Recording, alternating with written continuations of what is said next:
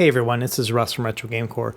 So today I had a package delivered and I figured this was going to be a video game console. I wasn't quite sure, but I'm pretty sure this is going to be the big one of the season. I think this is going to sell out like hotcakes. This is probably the most anticipated video game console of the holiday season this year, and you can tell from the box what it is, and it is obviously a PlayStation 5. So just kidding, obviously. So this is an RG280V, and this is a new handheld device. It's kind of like a little micro handheld device that is based off of the RG350 architecture. So let me tell you what it is. So under the hood, you have the same processor as you have with the RG350 and the 350M and the P, and you have the same amount of RAM, but it has a new screen. So it's a 2.8-inch screen that is a 320 by 480, and that's kind of a weird screen density, but it is a 4:3 display. And it has a 2100 milliamp hour battery. They say it's going to last about 7 hours. We'll see about that. And then it has a USB-C charge and just one USB-C port, and it has a 5 volt 1 amp, so the same exact kind of charging style as the original RG350, and it has the same setup with the two micro SD cards, one for the operating system and the other for the games. Okay, so let's talk about what it actually is in the hand. So it has a D-pad and A, B, X, Y buttons. It also has shoulder buttons, as well as a power and reset button on the side, volume buttons, and then a headphone jack on the top. And it has one single stereo speaker in the back, and it runs off the OpenDingX operating system, same thing as the RG350. So if you have any of those devices, this will be a really easy entry point. Okay, so Anbernic themselves actually sent this out to me, so this is actually going to be a quick review here. They're not paying me or anything else like that. All the opinions are my own, and I'm not showing them this before I make it live on YouTube. They also sent me this pair of headphones from Venture Electronics, which I'm going to use with the device too, and we'll see how those go. They look pretty cool, and I think they're from one of the employees at Anbernic.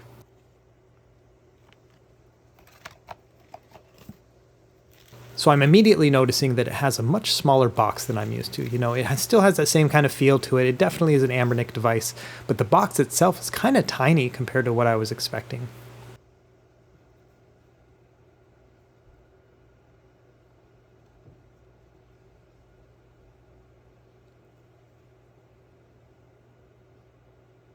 Now, for comparison's sake, here's the 351 box versus the 280V box. And obviously there's a pretty big size difference here. Alright, so let's open it up. Let's not delay this anymore. And here we are. So same kind of style as setup, you know, it's just got the console there, wrapped in a little sheet of kind of this cloth, and then inside will be the device itself. And underneath we have a USB-C cable, as well as an instruction manual that I will probably never ever use. And again, because this runs off of the RG350 kind of architecture and OpenDingX, I'm not really worried about the software side of things. I think it's going to be a really easy thing to jump into.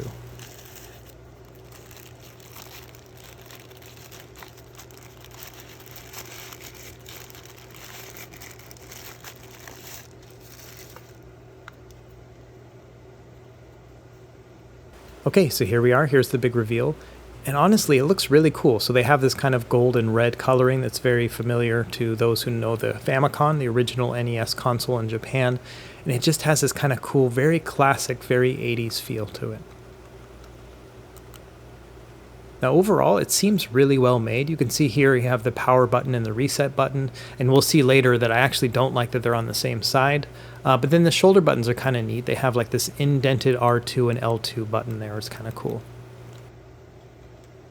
They're really nice and sensitive, so it's easy to click them as well.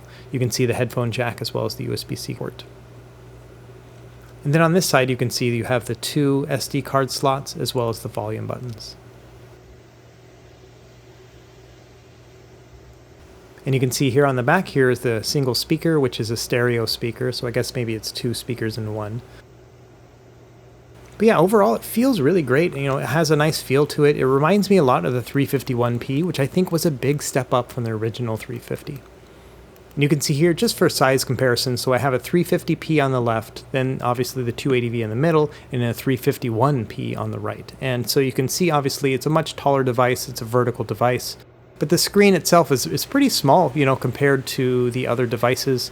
And size-wise, it's more like the width of it is actually the size of the height of the P. And so if you actually have a 350 or a 350P or an M, you can hold it on its side and put your fingers on the controls and kind of get a feel for how it's going to feel in your hand.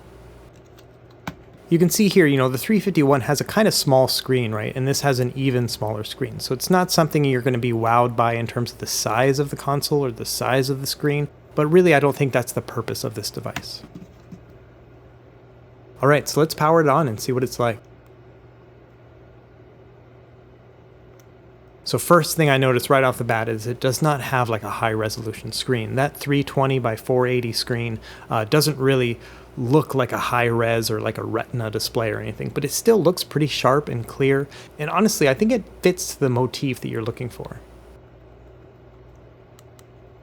So they have it preloaded with a bunch of emulators already, and it just has your typical emulators on here. I assume that I'm going to be going through and finding the right emulators and seeing if there's updated ones around. I'm not really sure which ones are going to work. I'm assuming 350 ones are going to work, not 350M obviously, but we have to figure that out. My device also came with a second SD card, an external card, so it's already loaded with ROMs, and I'm not sure if that's going to happen to you or what, but I have that on mine. So let me just test out a couple games. I'm obviously going to switch out my own SD card with my own games here in the future, but I want to see what it looks like.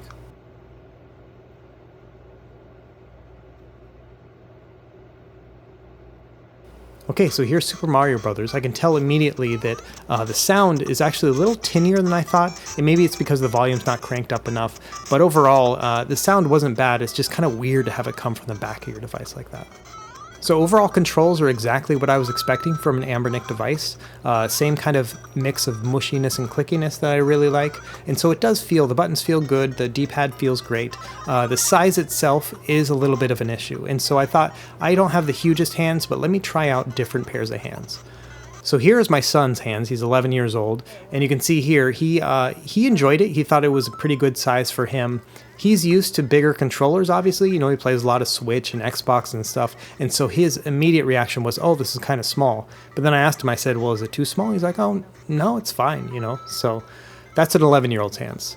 So here's a 4-year-old's hand. So this is my youngest son, and he, other than getting his head in the screen a bunch, he loved it, you know, and he just loves the opportunity to play video games anyway, but this was like a size that was kind of meant for him, you know, and I think the 11-year-old still had that same kind of good feeling from playing it as well, but this 4-year-old, he was just loving it. He was asking about it all the time afterwards. Okay, so back in my monster hands here. So one thing I didn't like is the reset and the power button are next to each other. And so, you know, often you have to hit the power button in order to get to the menu on a lot of emulators. But when you hit that, you often will hit the reset button on accident because you're in that same side. Another thing you're going to notice is that the pixels are not rendered perfectly, and that's because of that 320 by 480 display. And so because of that, they have half-height pixels for those 480 pixels. And so because of that, it just looks a little weird. And so if you turn on hardware scaling, you do get a fresher kind of image there, but again, you're losing a lot of screen real estate. And on an already small screen, I don't think that's something you're going to want. So one thing I noticed is that this device is actually very lightweight, so it's 4.41 ounces, and that seems really, really lightweight to me. It feels like a toy in the hands, which is like not a bad thing. It actually feels kind of cool. The RG351P, for comparison, is 6.79 ounces, and then the RG350P is 6.35 ounces, so significantly heavier, almost 30% heavier than this device itself. And then obviously the big daddy himself, the 350M, is 9 ounces, which is twice that of this little device. I think my biggest takeaway from this device itself is that my own expectations of what it's supposed to deliver, right? Now, when you think about the other devices, you think about what games run on it and what games don't run on it. This one, it plays all of the games that you're kind of expecting, right? No huge high expectations here. It's not going to change the world. But at the same time, it's this perfect little console to just kind of put in your pocket, take with you, grab when you have a spare 5 minutes, right? And I know we kind of think of the 350 that way as well, but this one just makes it like ultra pocketable and ultra fun, and everything's so well made on it. It feels like a little bit step above the 350 devices and more like the 351. If you pick up a 350M, you know you're going to be playing games for a while. when you pick up this little 280V, it's just kind of like this little fun little novelty item, right? It's just a toy at this point. And I think that's kind of a cool thing. And when I started thinking about it, like this small Pokemon device, right? Or a small Super Nintendo device, or even a small PlayStation device. And I just thought of it like a toy that happened to do these things as well. And it's really, really well made. It kind of changed the way I thought about it. And so I think the price point would have been much better at $60. This is an $80 machine, but at $60, that would have just been that perfect impulse buy. $80, to me, it feels more like a gift. Like it's something you would buy somebody else. And it's really high quality. Look at the quality of the craftsmanship here between the buttons, and look at how that screen just kind of sticks out a tiny little bit. I think those things are really thoughtful and really nice. And if you were to buy this for somebody, I think they would really, really enjoy it. The codec will beep. When you hear that noise, press the select button. The codec's receiver directly stimulates the small... Now let's talk about size one more time, just so you can kind of get an idea of just how small and dainty this thing is. It's like the size of a Post-it note, right? So if you have a stack of Post-it notes, just grab them and you kind of get a feel for what it's like in the hand. Or if you have a deck of playing cards. So a deck of playing cards is a little bit thinner than an RG280V, but it's almost the same experience. And just grab that pack of playing cards and hold it in your hands, and you can kind of get the same feel of what it's like to grab this thing and hold it in your hands. And you can slide a deck of cards in and out of your pocket no problem, and this thing is almost the exact same. Okay, really that's it for this video. We're not doing a whole review or anything like that. I just wanted to show you what it's like to unbox it and what my first 20 minutes with the device were like. I'm actually pretty excited about this. When I first heard I was going to be getting it, I was like, I'll give it a shot, you know. But actually, the more I play it, the more I'm like really enjoying it. And it's funny, I actually put Dr. Mario on this thing and then I handed it to my wife and I didn't get it back for an hour. And so I think that shows something there in that she really enjoyed it too. And I said to her, I said, hey, was this something you'd want to put in your purse and have with you? And she's like, yeah, I guess so, you know, and she doesn't feel that way about the other devices. So I thought that was kind of a neat thing. So anyway, that's it for this video. We'll have more videos about this device as I kind of figure out the best emulators and other tricks we can do with it. My main question for you is this something you think you're going to be buying? What do you like about it? What do you not like about it? I'd love to hear that in the comments below. I'd like to kind of start a dialogue and see what it is about this device you like or you don't like. Either way, thanks for watching. We'll see you next time. Happy gaming.